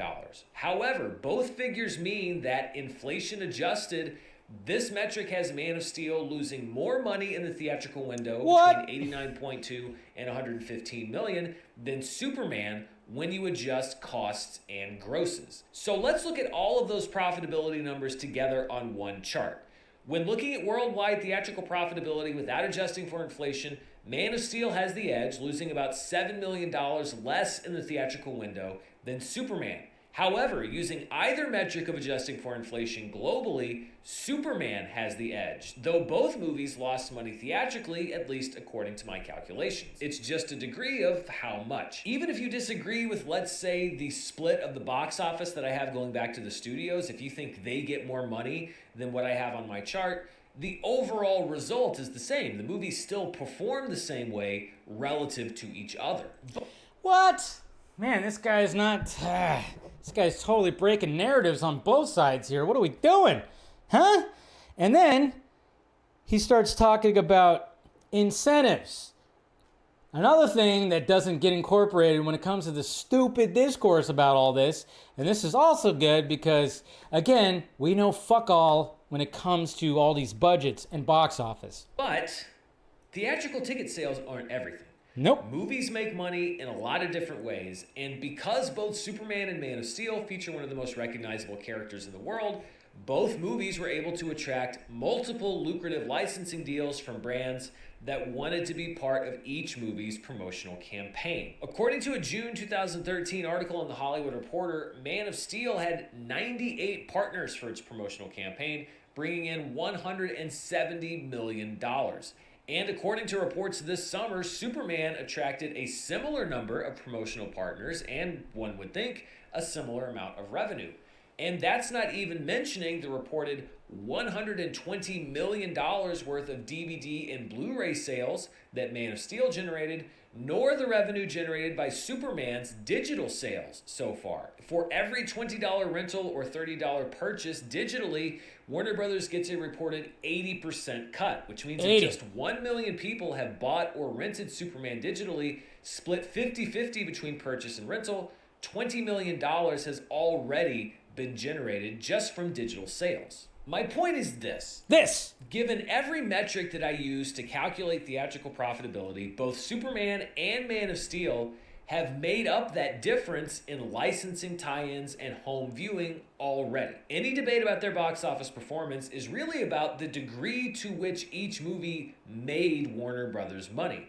Now, if you want to debate about whether one of those movies or both of them should have made more money based on audience expectations or based on how comic book movies were performing in 2013 versus today, that's fair game. But that's all about perception and speculation and largely point of view. But a large part of the tone and tenor I've seen with the conversation around these two films is that most of the time, Man of Steel is painted to be a box office triumph, and Superman is portrayed as an abject failure. And when you look at the numbers, and I mean really look at them, when you say it loud, adjust for inflation, applying it to all aspects of production and not just cherry picking which numbers to adjust and which ones not to adjust, my conclusion is that both of these films performed in the world of theatrical profitability very similarly. Man of Steel was a bit of a disappointment in the context of a thriving comic book movie boom in 2013, when Iron Man 3 had already broken the $1 billion barrier and we were just 1 year removed from The Dark Knight Rises doing the same.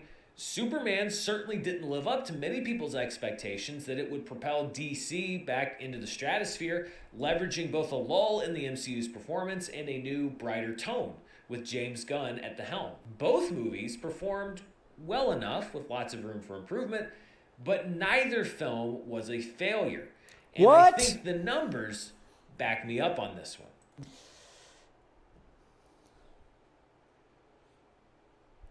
What? Neither one was a failure. Both were successful. It's almost like a lot of us have been saying this from the get-go. Now, when it comes to the whole profits thing, obviously this video was made like 2 weeks ago. I don't even remember when I saw this. This was made 11 days ago. This was posted 11 days ago, and you better believe he wrote the script probably 2 days before or maybe a day before. I don't know. Essentially 2 weeks ago.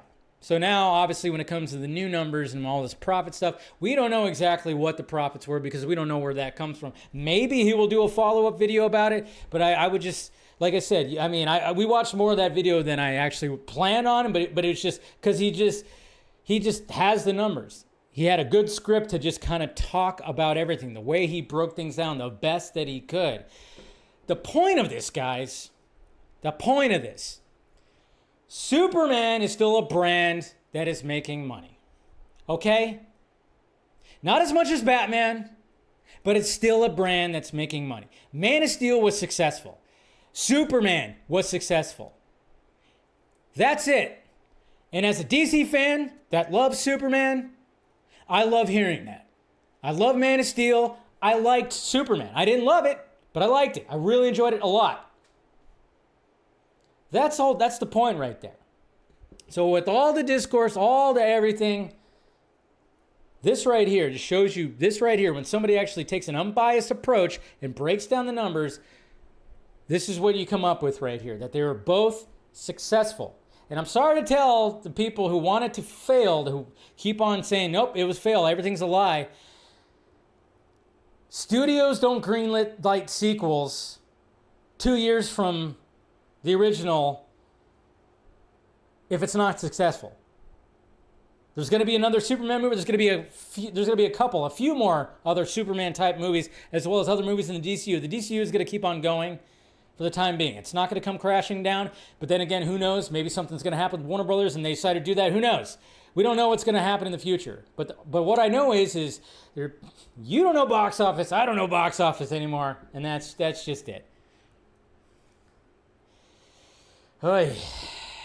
That's it. Good video. It's a good video. Here, I'll even drop it into the chat. There. There's the video right here.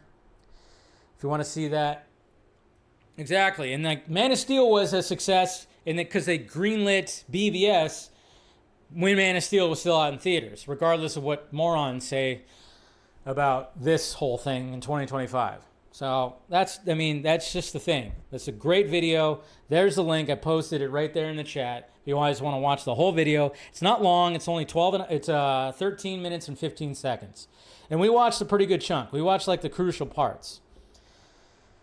I think I'm tired of talking about the box office. What I'm kind of curious though, what I'm curious about though is when we get those PVOD numbers. We haven't gotten the PVOD numbers. I haven't seen anything about PVOD numbers. So I'm kind of wondering about that. I don't know if they're going to save those numbers till September to when the Blu-ray and 4K UHDs come out. I'm wondering what's going to happen. I mean, we're going to be talking about still numbers well into fucking November. October, November, we're still going to be talking about numbers. And I'm sure there's going to be people that are going to try to still pivot it to their narrative. That's just the way it is. But no matter what, guys, studios don't green light big sequels for movies that were failures. Simple as that. Man of Steel was not a failure for anybody who thought that was, because they immediately greenlit a sequel. Superman 2025, not a failure, because they greenlit a sequel pretty quickly. All right, that was my TED Talk about box office that I had some help from good old Dan. Good old Dan right there. Thank God for Dan. Thank God for Dan. And yeah, like I said, that profit number, that's not legit. That's an estimate. It could be less than 100 million. Overall, it could be less than 100 million. Hey, it could be more, probably not more, but it's most likely going to be less. But still, profits are good. Even with Man of Steel being profited at 42.3 or whatever the hell it was, that's still a really good profit. Still a really good profit. Even Black Adam supposedly profited at like 57 million or something like that. And there was like a number that was floating around a while back where it was like, it actually profited? All right. There's no way to prove otherwise. Moving on. Wallets open. Wallets were not closed.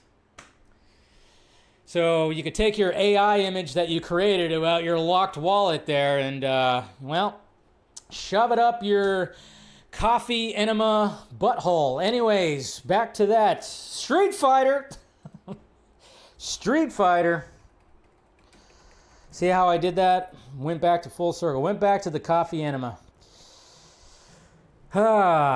Street Fighter. Well, the Street Fighter movie is kind of like, I'm very intrigued by the Street Fighter movie, and they did a crafty little thing.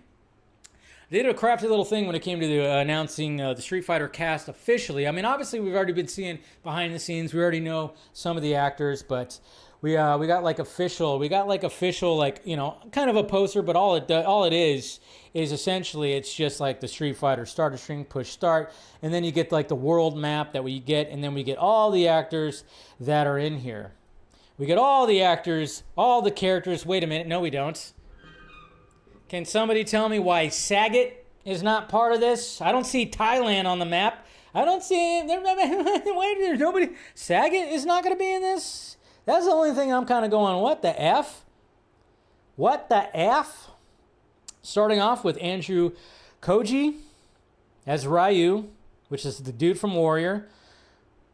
We know that Noah Centineo, he's like the only one that looks like his character pretty much when it comes to this reveal. As Ken, we got Kalina Liang. God, she's gorgeous. I'm sorry, even in pixelated, she's Chun-Li. We got Cody Rhodes as Guile, which that's going to be interesting. We got Arville Peck as Vega, and he's already been rocking a mask. Guess he's a wrestler too. We got 50 Cent as Balrog. It's going to be interesting. Jason Momoa as Blanca. That's going to be insane when they release that image of him in the makeup. That's going to blow up the internet.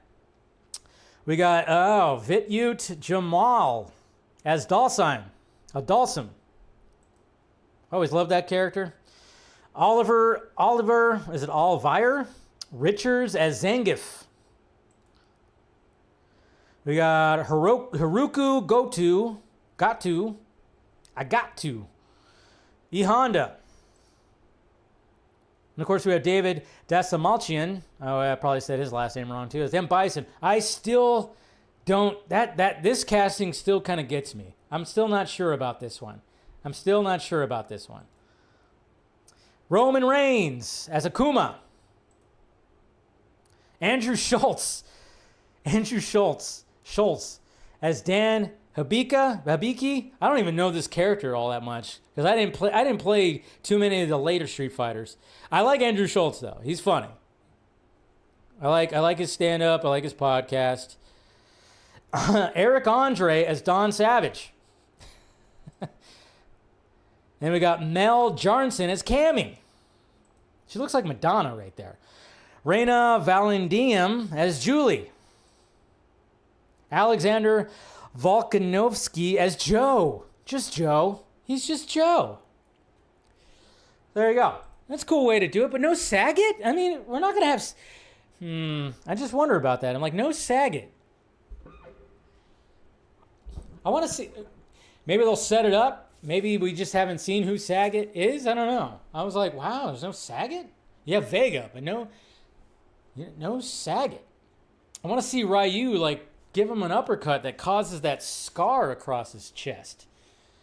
I always liked Saget. My favorite characters in Street Fighter where I didn't gel with Ken and Ryu. I did not gel with Ken and Ryu. I gelled with Guile. Guile was like one of my favorite characters to play. E Honda also, but Dalsheim was good. Dalsum. I'm probably saying his name wrong. I really liked him. And then I like Saget. I like playing Saget. So there you go. There's your cast right there in a pretty unique way or how they did it. So it's gonna be interesting. That's not coming out till October 26th of next year. So we got plenty of time.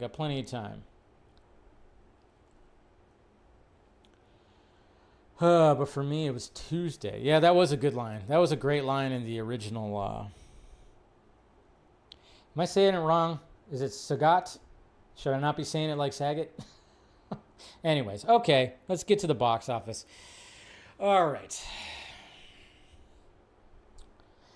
The Conjuring, of course, won the box office. We talked about, of course, that article that shows Warner Brothers and, of course, killing it at the box office and everything. And here's, of course, the box office right here when it comes to the Conjuring. Obviously, it made $84 million over the weekend when it comes to domestic. And then look at that. Look at that number right there. Almost $200 million worldwide. Wow. For a Conjuring movie. For the fourth Conjuring movie. And that's not even including the spin-offs. I mean, this is like the 10th movie of this whole freaking franchise. Conjuring still brings people in, but I mean, they can't do anything else. They wrapped it up in a bow. You can't do anything else with this series. With at least when it comes to the Warrens. You cannot do anything more with the Warrens. And then they re-released Hamilton, which, pulled in 10.1. And then we got Weapons still running strong, which is at 251.2. But again, look at that domestic. Domestic man. Oh, that's so good. And then Freakier Friday. Freakier Friday is actually not doing too bad. I wonder what that budget was. I can't imagine it wasn't too much. 40 million? Maybe? So it might be actually doing pretty good. If it was like 40, 50 million, it actually might be doing pretty good. And then Caught Stealing, rounding up the top 5, it's at 22.2. I actually really do want to see that one, but I'm not going to catch it in the movies. And was there anything else? Some of the other ones, I don't even know. They did a Breakfast Club re-release, too, for the 40th anniversary. Not too many people went to watch that. I'm kind of curious when they do the re-release 40th anniversary of Back to the Future, how much that pulls in. I'm sure it's going to pull in pretty good. So, And then finally, guys, since like I said, it was a slow news day, I was like, you know what? There's a trailer out there of a movie called Dust Bunny that stars Mads Mikkelsen and Sigourney Weaver's in this too. And I remember hearing about this because it was going to be this is going to be one of those movies that's going to be batshit crazy action, brutality and everything. The film follows a girl who ropes her neighbor into coming up with a scheme to kill the monster under her bed. That is the synopsis. So immediately right there, I'm going, that and Mads Mikkelsen and Sigourney Weaver's in this? Okay. And I didn't watch the trailer, so let's do a little reaction right here. It's a 2-minute trailer. Let's check it out, huh? We'll watch it together.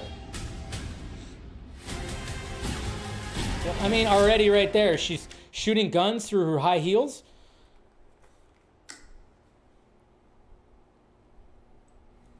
What did you see? A monster. Mads Mikkelsen's voice. He could be Brainiac. Anyway, Under sorry. my bed. What do your parents think about monsters? Do they believe in them? Did you know?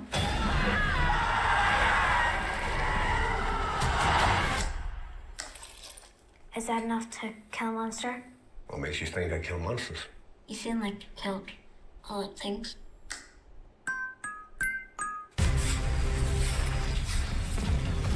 You believe in monsters?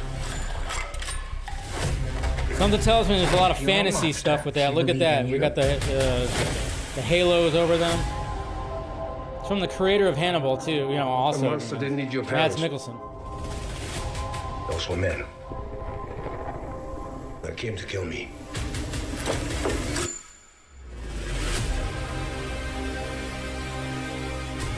Why would a monster eat your family?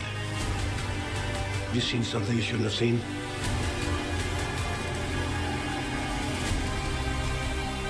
I know it's real. You think you know? You think you know.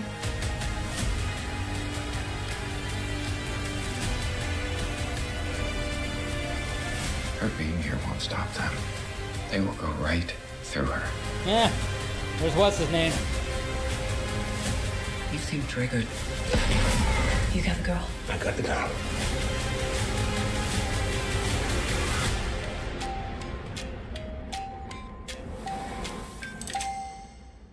Yep.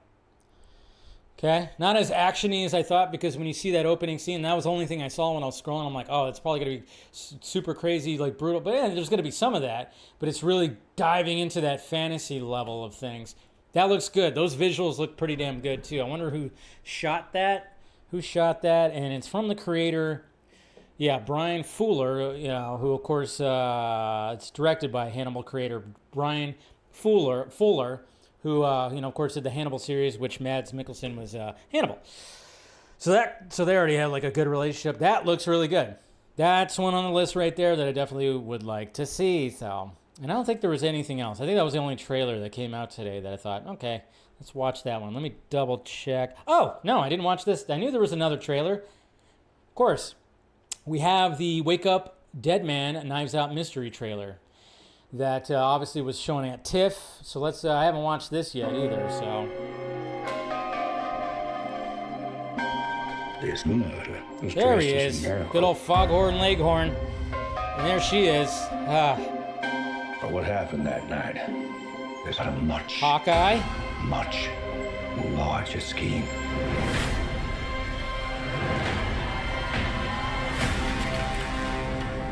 To understand this case, you need to look at the myth that's being constructed. A man gives a sermon. There's Brolin. In plain sight of everyone, walks into a sealed concrete box. And 30 seconds later, that man is lying dead. A classic impossible crime. Okay, you're freaking me out now. This is a holy mystery. Unsolvable. Holy shit. Sorry. What the hell happened? Yeah, Mila Kunis is in this. We do not know.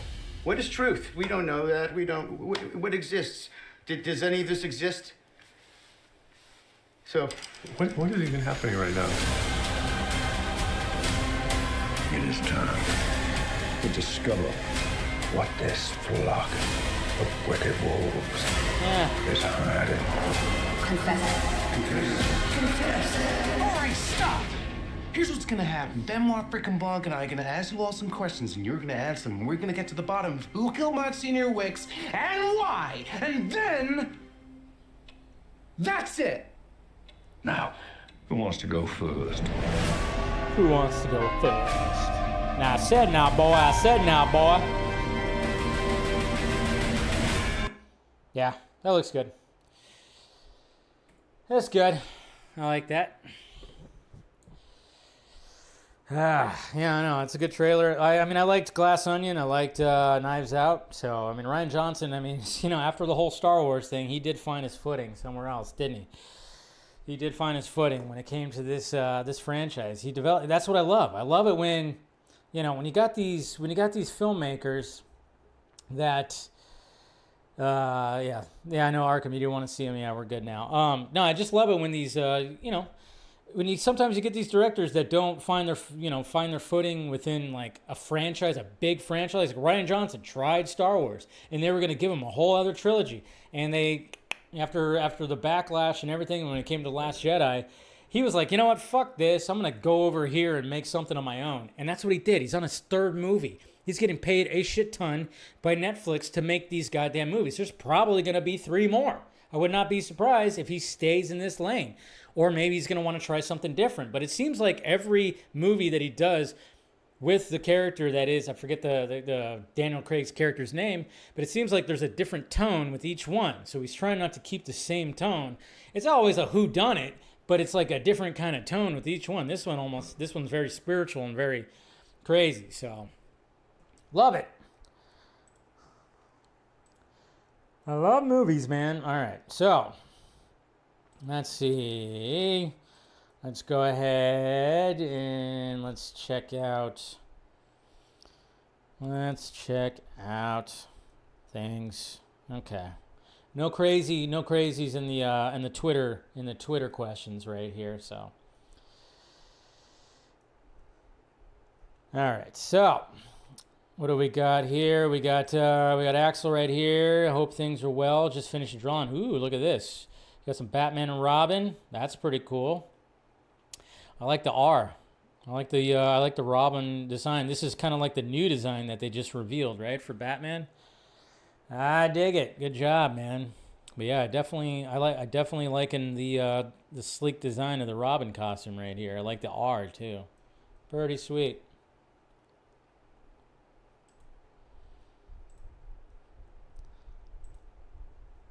Eric, hey Dave, as you know, Fallout Season 2 is coming out soon. What video game franchise that doesn't have an adaptation announcement yet would you most like to see made into a show? Streets of Rage or Max Payne? That's the ones off the top of my head. Oh, did somebody get a timeout? Oh, did you Del, I gave you that power, and look what happened. Oh no. Oh, did you actually do it to Indiana Jake? Shit. I don't know if I might have the controls to get him out of there. Not right now. Tell. Oopsies. It's all good, man. He timed him out. Oh no. It happens. Let's see. I don't know if there's any. If I could go find it. I don't know. We'll figure it out. It'll be okay. We'll apologize to Indiana Jake. Rest 97. I know The Amazing Spider-Man 2 is a controversial movie, but what's your favorite scene from it? I think the last scene when Gwen Stacy dies. Just the way that it's shot is so goddamn beautiful. It's so beautiful. I mean, I love it when like everything is so clean and so just, oh my God. It's so, the reflection off his eyes, the web going out and turning into a hand reaching out to her. Oh man. Just so cool. Adrian, super excited for Last Rites, probably by far my favorite horror film series. What's your favorite Conjuring film, Dave? I don't know. I mean, the first one, and then I remember the second one also was, I don't know, like again, I never really like did a whole full-on rewatch of every one of them. Like I remember watching the first and second one probably a couple of times. I don't know how many times I watched the third one.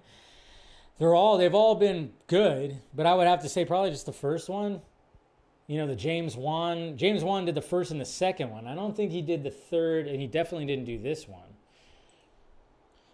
Darkness on the Wind. Dave, long question. Do you think when the Waller show releases and it takes place before Man of Tomorrow, we see her recruit Lex to do some favors for her so he can be released and make him vow to never do anything illegal again, but secretly plans to with helping Superman take down the threat of Man of Tomorrow to make himself look like he's turned a new leaf and uses it to get into presidential race throughout the entirety of the first saga while the first big bad is being built up and dealt with all the way to the next saga where Lex really make his move officially. You thought long and hard about this one, Alex. That could be it. I mean, I think James Gunn has big plans, and I wouldn't be surprised if it's the whole President Lex Luthor. He has big plans for Lex Luthor for sure. Question 2, with Gunn saying Peacemaker Season 2 is a prequel to Man of Tomorrow and there will be surprises, do you think in the end of the final episode, Superman appears asking him for help during the threat in Man of Tomorrow approaching, since we see a lot of BTS photo of them together between filming of Superman and Peacemaker Season 2? I don't know if it's going to be like that. I just think there's going to be some kind of threat that's going to be coming through one of those doors in the fucking pocket dimension. P.S. It's crazy that we're getting a Batman movie and a Superman movie in 2027, as well as the end of the MCU as we know it with Secret Wars. We're also getting Beyond the Spider-Verse.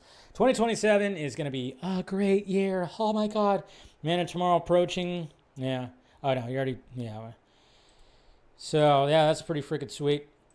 Devin Wooter. Hey Dave, did you hear the news that the voice actor who voiced Beast, yeah, I already talked about that. Are you surprised? Do you think it's a good idea that Marvel Studios got a competition with DC Studios to make good movies for the fans because Marvel was unstoppable? Yeah, Marvel's trying to find their footing. So is DC Studios. They were kind of in a weird spot. Let's see. Hey, Dave,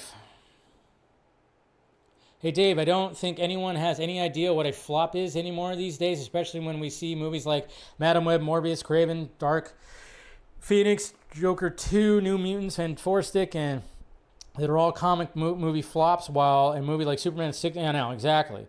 Those movies like made under like 300 million, like some of them did. Not all of them, but some of them did. Yeah, no, it's like, again, it's just people that have narratives, people who want to see the DCU and DC Studios to be just big time flops. Third one was not great. It was really missing without one. Yeah. I remember the first one without Juan. You do definitely feel that.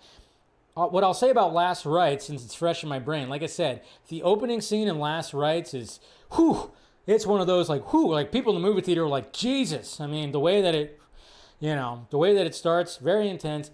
And then that middle chunk where it's like family drama and the new boyfriend with the daughter, it kind of gets a little, all right, can we get the Warrens to the house of the family that needs their help? And then when it finally gets there, then it gets intense again. And then like the last 15 minutes are like big time intense. So Last Rites, middle chunk is like a slog. Opening scene is insane. And the last like 20 minutes, pretty freaking intense. So that's what I liked about it. All right, guys. Man, that was it. Is the football game over with? I don't know. Wallets leaked, apparently. Oh, you gotta love that. Hey, you know what? What could you do? I just wonder what goalpost is gonna happen. Since when do chats have ads? There's ads in the chats? That's weird. I didn't know that.